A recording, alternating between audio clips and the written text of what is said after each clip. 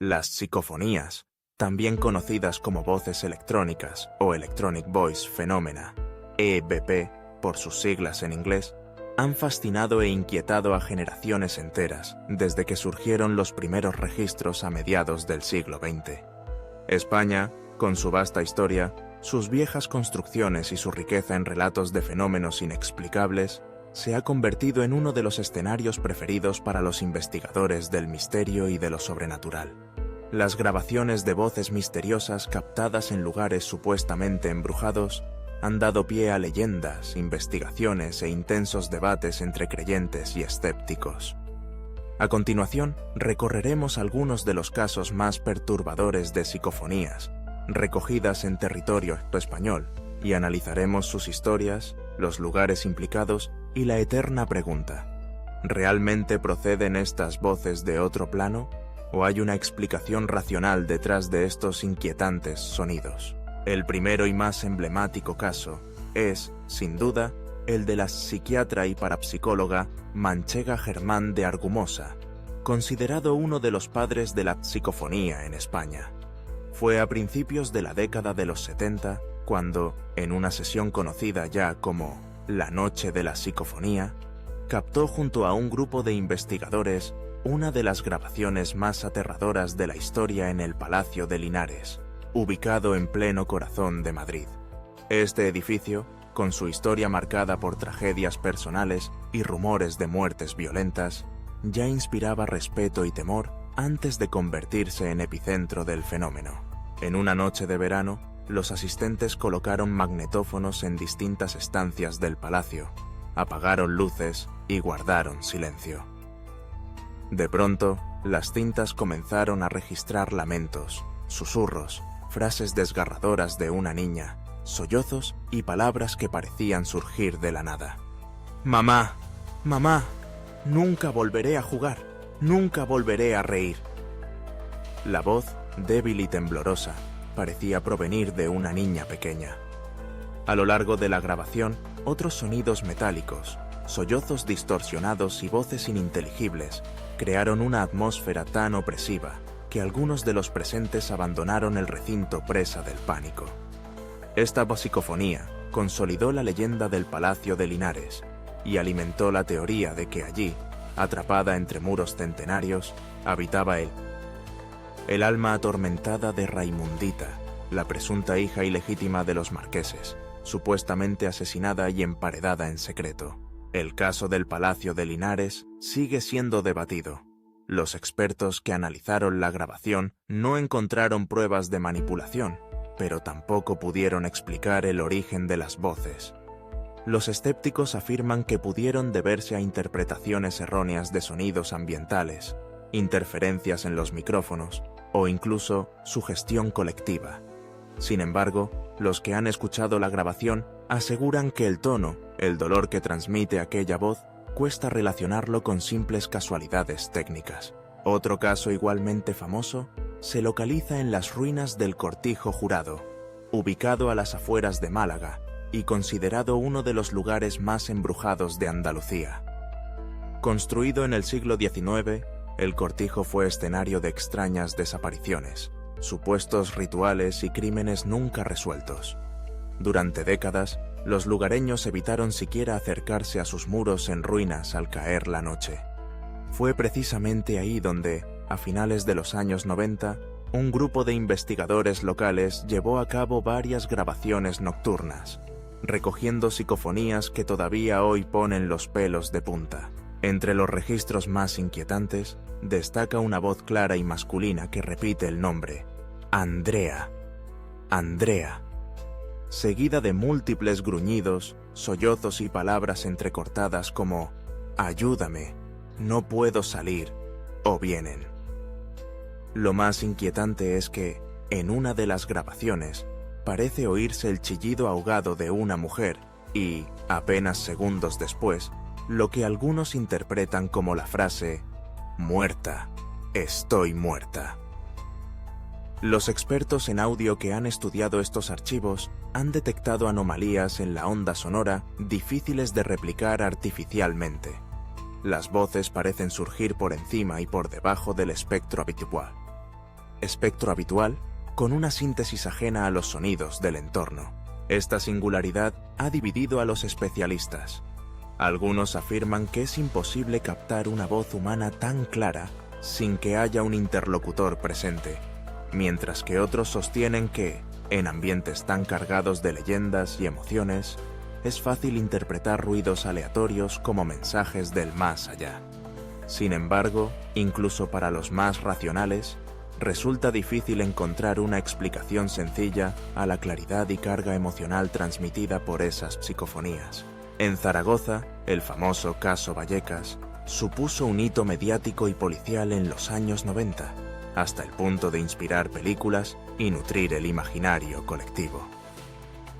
Todo comenzó con la supuesta posesión diabólica de una adolescente, Estefanía Gutiérrez Lázaro, después de practicar, junto a unas amigas, una sesión de Ouija en su instituto. La joven mostró comportamientos inexplicables, y su familia atestiguó inquietantes sucesos en la vivienda, golpes secos en las paredes, objetos que se movían solos, figuras sombrías que se deslizaban por los pasillos. La familia, aterrada, solicitó ayuda a la policía. Durante las investigaciones, varios medios de comunicación y parapsicólogos acudieron a la casa, armados con grabadoras y dispositivos de audio. Fue entonces cuando se captaron varias psicofonías. En una de ellas, claramente se escucha una voz grave que dice: «Vete, largaos», mientras la familia relataba sus vivencias. En otra, la voz de lo que parece una anciana murmura: «Estefanía está aquí». Estas grabaciones, revisadas por expertos forenses, demostraron tener una procedencia incierta. La policía, en uno de los pocos informes oficiales sobre un caso paranormal, dejó constancia escrita de fenómenos inexplicables ocurridos durante su intervención. Más allá del debate, estas psicofonías contribuyeron a sellar el misterio de uno de los sucesos paranormales más documentados de Europa. En el norte de España, la ciudad de Belmez de la Moraleda, en Jaén, ha sido escenario del fenómeno de las llamadas caras de Belmez, extrañas efigies que aparecieron en el suelo y en las paredes anteriormente lisas de la casa de María Gómez Cámara. Paralelamente a la aparición de estas enigmáticas manchas, comenzaron a investigarse inusuales sonidos, recogidos en el interior de la vivienda. Los investigadores, entre ellos el conocido parapsicólogo germano Hans Bender y el español Germán de Argumosa, grabaron psicofonías de voces que nombraban a los residentes de la casa, imploraban ayuda y, en ocasiones, parecían describir escenas de enfrentamientos o antiguas tragedias. Frases como «María, no nos ven» o «Venid aquí con nosotros» se escucharon en varias ocasiones. El análisis de estas grabaciones se topó con el mismo dilema recurrente. ¿Acaso es la mente humana la que, ante un contexto sugerente, interpreta como mensajes lo que son simples ruidos? ¿O realmente es posible captar voces desde otra dimensión? En el caso de Belmez, se sumaron hipótesis que iban desde el fraude hasta la genuina intervención de fuerzas desconocidas, pero jamás se logró demostrar de forma concluyente ni una cosa ni la otra. Aún hoy, la investigación de las psicofonías de Belmez perdura como un enigma sin resolver. La población de Ochate, en la provincia de Burgos, está casi totalmente despoblada, y sus ruinas han atraído a numerosos equipos de investigaciones paranormales. Su aislamiento, su historia de epidemias y abandonos masivos, y sus leyendas de luces extrañas hacen de este pueblo un imán para lo inexplicable. En la vieja iglesia de San Miguel y en la Torre Solitaria se han captado psicofonías que desafían toda lógica. Entre los múltiples registros se destacan las palabras «fuera, no entres» y lamentos en susurros que muchos han interpretado como advertencias. En uno de los casos, el equipo que registró la psicofonía recuerda que, en una sala completamente vacía, sumidos en el más absoluto silencio, la grabadora captó, tras varias horas de espera, la voz clara de un niño que repetía «Mamá, mamá». Lo sobrecogedor de estos registros es el ambiente inhóspito.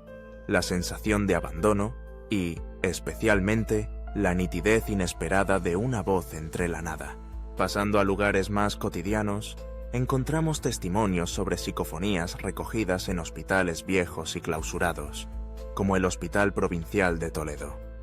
En uno de sus pabellones, al realizar una limpieza previa a su demolición, varios obreros y fotógrafos recogieron con sus grabadoras de uso personal sonidos de pasos, lamentos, pedidos de ayuda y palabras coincidentes con términos médicos o eclesiásticos como cura, morir, sufro. Estas grabaciones han sido objeto de análisis y, pese a que una parte podría explicarse por la acústica y el eco de los largos pasillos y salas, la presencia de voces acompañadas de fluctuaciones en la temperatura y sensaciones físicas inexplicables, aún hoy provoca inquietud en quienes han visitado el lugar. Un aspecto importante a recalcar en la investigación de psicofonías es el de la sugestión, la pareidolia auditiva y los múltiples factores que pueden llevar al cerebro humano a escuchar palabras donde solo hay ruido blanco o interferencias.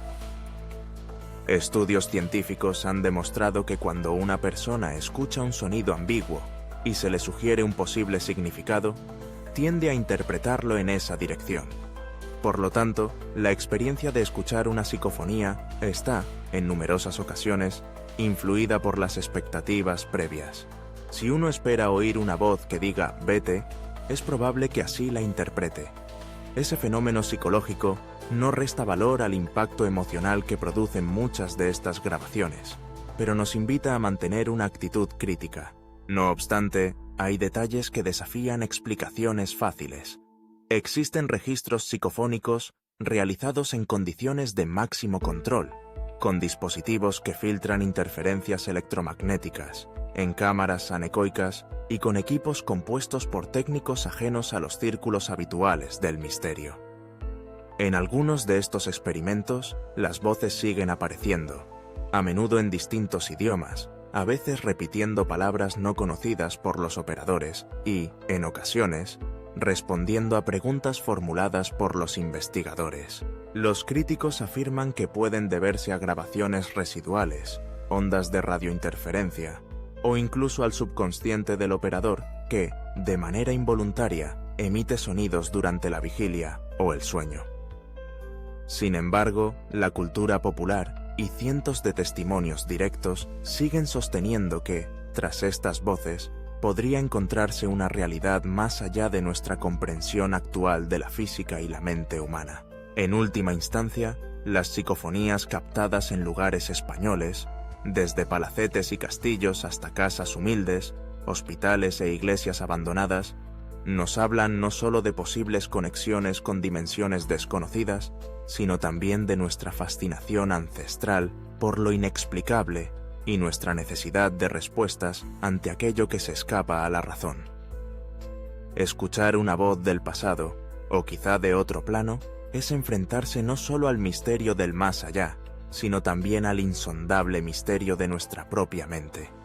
Lo cierto es que, más allá de la explicación técnica o la creencia personal, las psicofonías siguen provocando el escalofrío de lo desconocido, manteniéndose como uno de los misterios más inquietantes y vivos de la historia contemporánea española.